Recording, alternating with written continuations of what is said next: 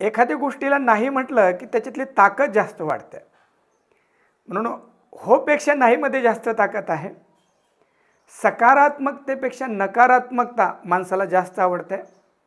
म्हणून सर्वसामान्य मनुष्याचं मन ज्या ठिकाणी नकारात्मकता आहे, विकृती आहे आणि विशेषत्वाने विसंगती आहे, या ठिकाणी सहजच सामान्य माणसाचं मन ओढ घेतं.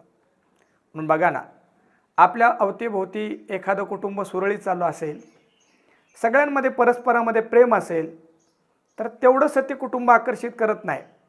पण त्या घरामध्ये जर भांडणं असेल, माणसं एकमेकांशी भांडत असतील, घरामध्ये अशांती असेल, गोंधळ असेल, तर सर्वसामान्यांचं मन तिथं वेधलं जातं. आणि एरवीच्या काळामध्ये सोयरे धैर्य तेवढे त्या घरामध्ये येत नाही, फोन करत नाहीत. परंतु त्या भांडणाच्या काळामध्ये ते जास्तीत जास्त त्या घरामध्ये लक्ष घालतात. गावाच्या बाबतीमध्ये असं आहे, गाव सगळं व्यवस्थित चालू असेल तर काही वाटत नाही, परंतु एकमेकांचे वाद भांडणं चालू असेल तर गाव नावलौकिकाला येतं. राज्याच्या बाबतीमध्ये, देशाच्या बाबतीमध्ये, विश्वाच्या बाबतीमध्ये तेच आहे. आज आपण बघतो की एक देश दुसऱ्या देशाच्या पुढं उभा राहायला भांडणं करण्यासाठी नकारात्मकता आहे आणि त्याचा सगळीकडे गवगवा असा होतो. म्हणून आजच्या काळामध्ये ज्यांना प्रसिद्ध व्हायचं आहे अशी माणसं या दोन गोष्टीचा खूप जास्त उपयोग करून घेतात, अर्थात नकारात्मकता आणि विसंगती.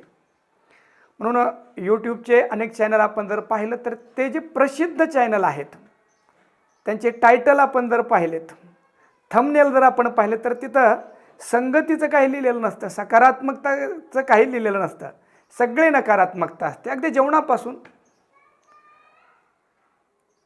एखादी भाजी बनवायची असेल आणि त्याची रेसिपी खूप जर चांगली सांगितलं तर तेवढे माणसं त्याला पाहत नाही.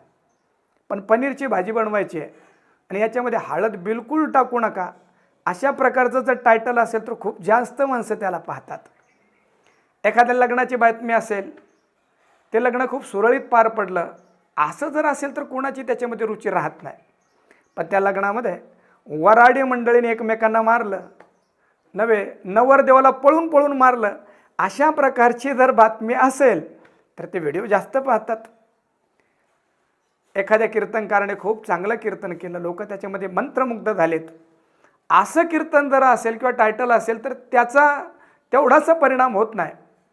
पण कीर्तनाने राडा केला, कीर्तनकाराने राडा केला, कीर्तनामध्ये उठूनच माणसाने चप्पल भिरकावून मारली, खूप जास्त लोक त्याला पाहतात. अर्थात आजच्या काळामध्ये जे संगतशीर आहे, सकारात्मक आहे, त्याच्याकडे सहजच माणसाची प्रवृत्ती नाही आहे. आणि म्हणून पिक्चरवाले, मीडियावाले, यूट्यूबवाले या सगळ्यांचा योग्य उपयोग करून घेतात. म्हणून यूट्यूबवर सगळ्यात प्रसिद्ध असलेले जे यूट्यूबर आहेत त्यांनी बनवलेले व्हिडिओ खूप चांगले असे नाही, परंतु टायटल देत असताना असे नकारात्मक टायटल देतात की माणसं त्या नकारात्मकतेमुळं ते व्हिडिओ जास्त पाहतात. एखादा पिक्चर काढायचा तर तो पिक्चर प्रदर्शित होण्याच्या अगोदरच त्याच्या बाबतीमध्ये वाद निर्माण करायचा आणि त्या माध्यमातून समाजामध्ये कळालं की याच्यामध्ये वादग्रस्त काय दृश्य आहे की तो चित्रपट तेवढा जास्त चालतो. राजकारणाच्या बाबतीमध्ये असंच आहे. निवडणुकी होण्याच्या बाबतीमध्ये एकमेकाच्या एवढं विरोधीमध्ये बोलायचं की असं वाटतं की आता हे माणसं काही दिवसांना एकमेकांचे खूनच करतील की काय. निवडणुकी होऊन जातात, माणसं निवडून येतात आणि जे एकमेकांना भांडलेले असतात ते परत एकमेकांच्या खुर्चीजवळ बसतात.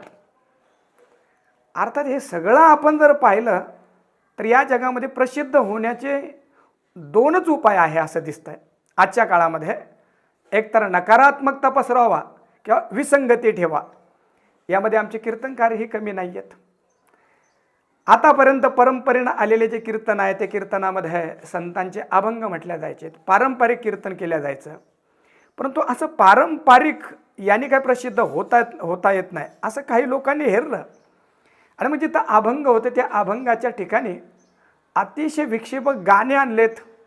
बंगाली बंगाली बाबा बोल होतो बंगाली, असे हे आणि असे गाणे, कविता आणून लोकांच्या समोर एक विसंगती तयार केली.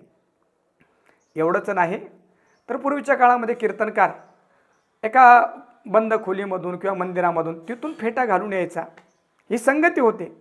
परंतु आता डायरेक्ट व्यासपीठावर जायचं आणि तिथं जाऊन कसा तरी तो फेटा गुंढाळायचा, विसंगती निर्माण करायची. लोक म्हणतात वाह, बाबाने 1 मिनिटामध्ये फेटा बांधला. व्यासपीठावर वावरत असताना आतापर्यंतच्या पारंपरिक कीर्तनकारांनी जे केलं ते करायचं नाही, संपूर्ण विसंगती निर्माण करायची. हे सगळं खाली बसणाऱ्या माणसांना जर वाटत असेल की हे सहज घडतं, सहज नाही, हे ठरवून घडल्या जातं. याला सुनियोजित दंभ असं म्हणतात. दुसरी गोष्ट अशी, नकारात्मकतेमध्ये कशी ताकद असते बघा. 2 प्रकारचे माणसांना जोडवण्याची पद्धती असते, माणसांना जवळ आणण्याची पद्धत असते. एक तर त्यांना सन्मान देऊन, त्यांना गोड बोलून, ही एक पद्धती आहे. आणि दुसरी पद्धती अशी की त्यांच्या मागे काठी घेऊन लागायचं, बिलकुल माझ्याजवळ येऊ नका. अशाही प्रकारचा प्रयोग वारकरी संप्रदायातल्या काही कीर्तनकारांनी करून घेतला. माणसांना सन्मानाने बोलावं, त्यांना मर्यादेने बोलून, त्यांना सन्मानाने बोलून माणसांना जमा करण्याची एक पद्धती आहे. पण त्याच्यापेक्षा दुसरी एक पद्धती आहे, आता माझ्याजवळ कोणी यायचं नाही, मला कुणाची गरज नाही आहे, किंबहुना खाली बसणाऱ्या लोकांना हरामखोर म्हणायचं, इतरांनाही हरामखोर म्हणायचं, मी त्यातला कसा नाही आहे असं म्हणूनही प्रसिद्ध होण्याची एक पद्धती आहे. किंबहुना सहज सरळ बोलल्यापेक्षा माझ्याकडं कोणी येऊ नका, लोकांच्या पाठीमागे काठी घेऊन लागलं म्हणजे लोक अजून जवळ येतात, अशी दुसरी पद्धती आहे. अर्थात काय, ज्यांना प्रसिद्ध व्हायचं आहे किंवा जे प्रसिद्ध झालेले आहेत त्यांनी या 2 पद्धतीचा उपयोग केलेला दिसतो. एक तर सगळं काही विरोधात्मक बोलायचं, म्हणून बातम्या देत असताना मीडियावाल्याचा सगळा फोकस जो आहे, सगळे जे प्रयत्न आहे, नकारात्मकता कशी पसरवता येईल. पीक पाणी व्यवस्थित असतं असं कुठंच दाखवलं जात नाही, परंतु गारपीट झाली की त्याच्या बातम्या होतात. माणसं खूप चांगले वागत असलेत की त्याचं कुठलंही दाखवलं जाते, पण खून दरोडा ह्या बातम्या दिवसांदिवस चालवल्या जातात. जिथं खूप चांगली संगती आहे असं काही नाही, नकारात्मकता दाखवून, समाजातली विकृती दाखवून आपले धंदे चालवण्याचं काम चालू असतं.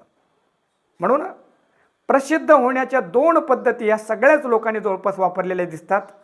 एक तर पाहिजे तेवढी नकारात्मकता पसरावा, समाजामध्ये भयाचं वातावरण निर्माण करा. कोरोनाच्या काळामध्ये आपण पाहिलं की रोगापेक्षा नकारात्मकता जास्त, आणि त्या प्रत्यक्ष रोगापेक्षा माणसं नकारात्मकतेनं जास्त मेलेत. म्हणून प्रसिद्ध होण्याची ही सूत्र या माणसाने वापरली.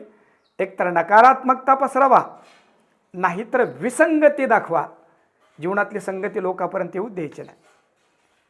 म्हणून ज्यांना फक्त प्रसिद्ध व्हायचं आहे त्यांच्यासाठी या गोष्टी ठीक आहे, परंतु याच्यामध्ये जगण्याची कुरूपता आहे, खरा आनंद नाही आहे. म्हणून प्रसिद्धी थोडी कमी जास्त झाली तरी चालेल, पण सगळीकडे सुसंगती यायला पाहिजे, सभ्यता यायला पाहिजे, सुसंस्कृती यायला पाहिजे. जगण्यातली कुरूपता जाऊन केवळ सगळीकडे आनंद प्रस्फुटित व्हायला पाहिजे, त्याचा प्रसार व्हायला पाहिजे. त्यासाठी सज्जन माणसांनी थोडीशी त्याची प्रगती म्हणूया, आपण त्याचा प्रचार प्रसार म्हणूया, कमी झाला तरी चालेल, पण भरपूर प्रयत्न असे करायला पाहिजे की होईल तेवढं जगामध्ये आपल्याला सकारात्मकता कशी पसरवता येईल, जगामध्ये जे चांगलं आहे ते कसं पसरवता येईल, याचा प्रयत्न सज्जन माणसांनी करायला पाहिजे. धन्यवाद.